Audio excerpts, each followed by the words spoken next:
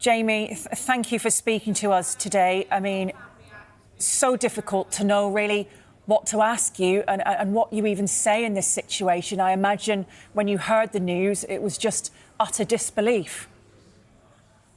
Yeah, just in a state of shock, really. I think not just with anyone associated to sort of Liverpool, but I think football in general. It is a time, one of the few times probably when we all come together, the football family really, and just cannot believe it. The news today, so sad for everybody involved, but especially his family and his wife, and obviously, the three wonderful children that they've got. Devastating for all involved, of course, yeah. A lot of us know what he brought the footballing world, but what was he like as a person, Jamie? Well, I mean, in the role now, obviously, I'm associated with the club for playing in the past, but I mean, I don't know the current players particularly well, so I won't pretend to know Diogo, as I said, particularly well. But he lived really close to us. He was only basically a few hundred yards around the corner from us, but kept himself to himself. Yeah, he came across as probably not the typical way that maybe some people portray Premier League footballers. He seemed very quiet, very humble, real family man. Went about his business, did his business on the pitch, very quiet, as I said, and humble off the pitch, and just seemed like a really great guy, great footballer. But at the moment it's not really about that. So it is really difficult to find the words, what to say, about him. But I think more importantly, right now, it's not really about the football or Liverpool, if you like. It's about certainly his family right now, and what his parents are going through, and his lovely wife and three lovely kids. Yeah, and they are the front and heart of everything, really. Thoughts with his wife. He was married just less than 2 weeks ago. His three very young children as well, and of course parents who've lost two sons. He passed away in that car crash alongside his brother. So of course we think of him as a family first, a family man first, but as a footballer, and what I guess he meant to the fans as well. We're seeing a lot of them lay wreaths and flowers. They're hearing the news, and down at Anfield it's eerily quiet round there. It's unfortunately a club that has suffered imaginable tragedy over the years as well, and have now lost one of their own at just 28 years old. And you can't imagine what the fans must be feeling.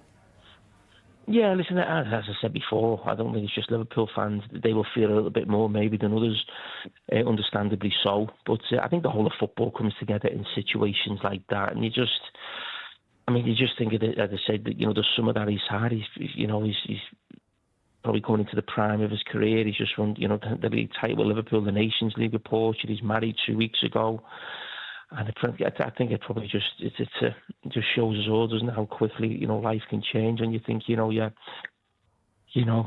a summer he's had, what a time he's had, him and his family. Then you get this, devastating news that his parents, his wife, friends, and family have had.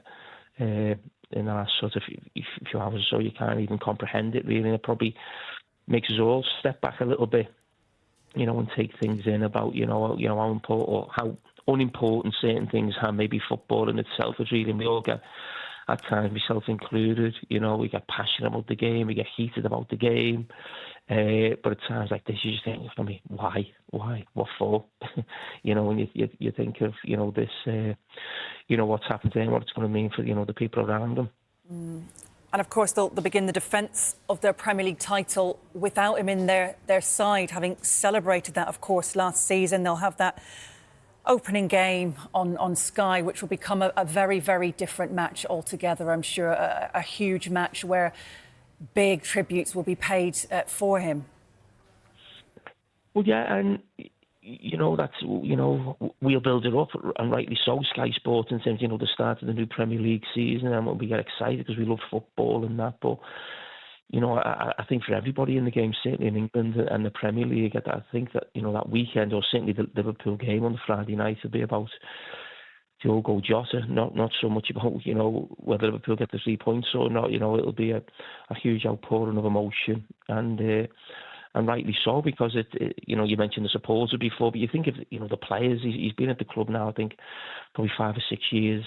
The relationships he'll have with those players, how those players will feel today, And you know what those group of players have done, really, for Liverpool over the last sort of 6 or 7 years. You know, the memories they will have had together, and what they've given to those supporters and the joy they've given to them. So I didn't know Diogo particularly well, to be honest, but I'm sort of in a state of shock and devastated today. So I can only imagine how his teammates feel for sort of, you know, Liverpool and Portugal right now. I mean, they must be, you know, just in a world of pain with his friends and family.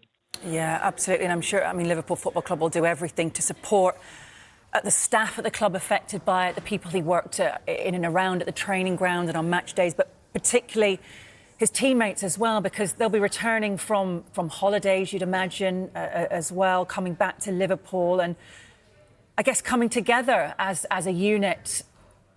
And yes, they'll be devastated about this, but you'd imagine it would bring them together, Jamie, in a very different way.